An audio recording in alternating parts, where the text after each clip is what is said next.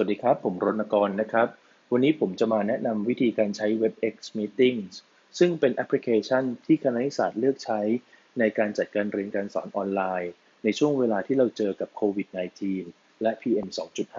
2.5 โดยผมจะแบ่งเรื่องที่ผมพูดออกเป็น3ส่วนแรกการเข้าถึงแอปพลิเคชันส่วนที่2การใช้งานแอปพลิเคชันระหว่างที่มีการจัดการเรียนการสอนออนไลน์และเรื่องที่3การเข้าถึงบันทึกการเรียนการสอนหลังจากที่การบรรยายจบลงไปแล้วในส่วนแรกครับการเข้าถึง WebEx Meetings ถ้านักศึกษาใช้สมาร์ทโฟนนักศึกษาต้องดาวน์โหลดแอปพลิเคชันมานะครับโดยเข้าไปที่ App Store หรือ Google Play ดาวน์โหลด WebEx Meeting ออกมานะครับถ้านักศึกษาเลือกที่จะใช้แล็ปท็อปหรือเดสก์ท็อปนักศึกษาสามารถเลือกที่จะใช้งาน WebEx Meeting ผ่านเบราว์เซอร์หรือ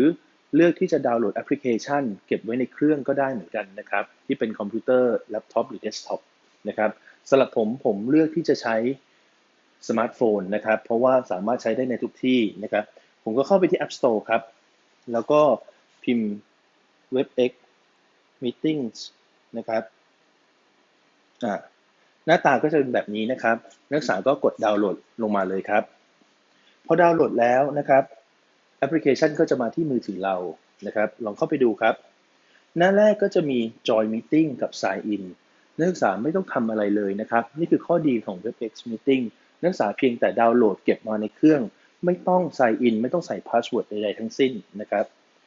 คณะจะประกาศว่าวิชาไหนมีการเรียนการสอนออนไลน์เราพยายามจะสื่อสารกับนักศึกษาล่วงหน้าบอกนักศึกษาล่วงหน้านะครับโดยเราขอให้อาจารย์ทุกท่านที่จะมีการเรียนการสอนออนไลน์ต้องแจ้งคณะล่วงหน้า7วันเพื่อที่เราจะได้แจ้งนักศึกษาได้อย่างทันท่วงทีนะครับคณะจะสื่อสารกับนักศึกษาผ่านทาง Facebook เป็นหลักในช่วงเวลานี้นะครับใน Facebook นะครับก็จะบอกว่ามีวิชาอะไรบ้างในอาทิตย์นี้ที่จะมีการเรียนการสอนออนไลน์อันนี้เป็น Facebook ส่วนตัวผมนะครับ แต่ว่าถึงเวลาจะใช้ Facebook ของหลักสูตรแต่ละหลักสูตรในการสื่อสารกับนักศึกษาใน Facebook ก็จะบอกมาว่าวิชาที่1 2 3 4ใครสอนวิชาอะไรวันไหนเวลาอะไรที่เราจะต้องเข้าไปดูการเรียนการสอนออนไลน์โดยนักศึกษาเพียงแค่คลิกลิงก์ที่เราวางไว้นะครับมันก็จะเรียกให้ Open App เราก็ Open App ครับแล้วมันก็จะเข้ามาที่หน้านี้นะครับนักศึกษาก็กดปุ่มเขียวนะครับปุ่มจอยเพียงเท่านี้ครับนักศึกษาก็จะเข้ามาที่ห้องเรียนแล้วนะครับขณะนี้อาจารย์รณกรนะครับกำลังบรรยายเรื่องอนุสัญญาต่อต้านการทรมานและการปฏิบัติหรือการลงโทษอื่นที่โหดร้ายและไม่ทำหรือที่ย่ำยีศักดิ์ศรีนะครับนักศึกษาก็จะเห็นสไลด์ของอาจารย์ไปตลอดเวลานะครับถ้านักศึกษารู้สึกว่ามันเล็กไปนักศึกษาก็สามารถขยายได้นะครับนักศึกษาวางมือถือแนวนอนนะครับนักศึกษาก็สามารถขยายสไลด์ได้นะครับพออาจารย์เปลี่ยนสไลด์นะครับพออาจารย์เปลี่ยนสไลด์นะครับสไลด์ของเราที่อยู่ในมือถือเนี่ยนะครับอยู่ในหน้าจอเนี่ยก็จะเปลี่ยนตามทันทีนะครับหรือถ้าอาจารย์เปลี่ยนนะครับอาจารย์เปลี่ยนแอปพลิเคชันนะครับอาจารย์เปลี่ยนโปรแกรมที่ใช้นะครับในการเรียนการสอนนะครับอาจารย์สลับไปใช้ตัวอื่นนะครับเช่นเมื่อกี้ใช้ PowerPoint อยู่อาจารย์เปลี่ยนมาใช้เป็น PDF นะครับนักศึกษาก็จะเห็นไฟล์หน้าจอเดียวกับหน้าจอของอาจารย์นะครับที่อาจารย์ใช้สอนอยู่เลยนะครับ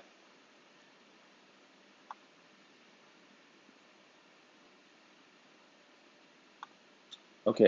นะครับอันนั้นก็จะเป็นพื้นฐานนะครับนักศึกษาก็จะเห็นหน้าอาจารย์นะครับแล้วก็จะเห็นสิ่งที่อาจารย์ใช้สอนนะครับจะเป็นอะไรก็ตามนะครับก็จะเห็นแบบนี้นะครับทีนี้นักศึกษาถ้ามีคำถามอยากถามอาจารย์นักศึกษาจะทำยังไงค่า default ของเครื่องนักศึกษานะครับจะถูกตั้งมาเห็นไมโครโฟนสีส้มไหมครับนะครับค่า default ของนักศึกษาก็คือไมค์จะถูกปิดอยู่เพื่อที่อาจารย์จะได้สอนได้โดยไม่ถูกรบกวนแต่ถ้านักศึกษามีคำถามอยากถามนักศึกษาก็กดเปิดไมโครโฟนนักศึกษาก็จะถามได้นะครับเสียงของนักศึกษาที่พูดก็จะไปขึ้นที่คอมของอาจารย์ แต่ว่าเพื่อให้ไม่กระทบการเรียนการสอนก็ขออนุญาตนักศึกษาว่าไม่เปิดไมค์นะครับเว้นแต่ว่ามีคำถามที่อยากถามจริงๆหรือว่าอาจารย์เปิดโอกาสให้มีการซักถามนะครับ นี่ก็คือเป็นการใช้งานพื้นฐานนะครับส่วนฟังก์ชันอื่นๆนะครับเช่นการเปิดกล้องถ้านักศึกษาอยากให้อาจารย์เห็นหน้านะครับหรือว่าอยากให้คนอื่นเห็นว่าฉันเข้ามาเรียนอยู่โดยเฉพาะกรณีของปริญญาโทนะครับนักศึกษาก็อาจจะอยากเปิดกล้องด้วยนะครับหรือนักศึกษาจำเป็นต้องพรีเซนต์งานนะครับนักศึกษาก็สามารถกดแชร์คอนเทนต์นะครับตัวสี่เหลี่ยมเนี่ยครับที่มีลูกศรอยู่ตรงนี้นะครับสามารถส่งไฟล์ส่งรูปภาพส่งคลิปเข้าไปทุกคนที่กำลังเข้าห้องเรียนนี้อยู่นะครับใช้แอปพลิเคชันนี้อยู่ตัวอาจารย์ด้วยเนี่ยครับก็จะเห็นไฟล์ที่นักศึกษาเลือกที่จะแชร์เข้าไปนะครับความเร็วของอินเทอร์เน็ตของนักศึกษานะครับจะถูกปรับโดยอัตโนมัติถ้านักศึกษาอินเทอร์เน็ตช้านะครับสิ่งที่นักศึกษาเห็นก็อาจจะเห็นแค่ไฟล์ PowerPoint ที่อาจารย์กำลังสอนอยู่และเสียง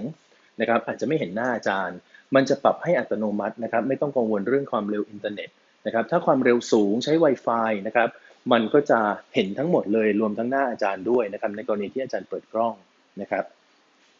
โอเคนะครับอันนี้คือการใช้งานนะครับส่วนที่2ที่เราพูดถึงคือการใช้งานนะครับส่วนที่3นะครับพอบรรยายเสร็จแล้วนะครับพอบรรยายเสร็จแล้วนะครับนักศึกษาก็ leave group นะครับกดเครื่องหมาย x กากบาทเนี่ยนะครับแล้วก็ leave meeting นะครับก็เป็นอันว่าการเรียนการสอนนั้นจบลงนักศึกษาออกจากห้องสอนนะครับทีนี้คณะกำหนดว่าการเรียนการสอนออนไลน์ในรูปแบบนี้คณะกำหนดให้มีการบันทึก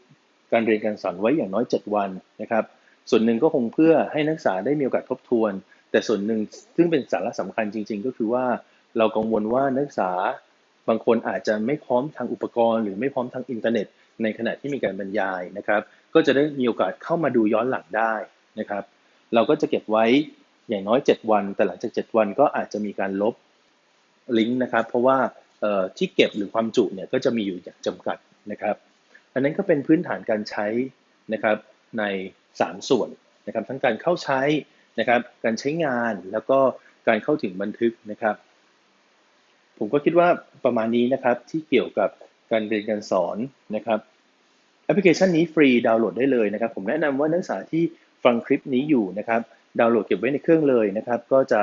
มีการเรียนการสอนก็จะได้ใช้ได้เลยนะครับอันนี้จะเป็นแพลตฟอร์มหลักที่คณะนิสสัตใช้ในช่วงเวลานี้ครับขอบคุณมากครับ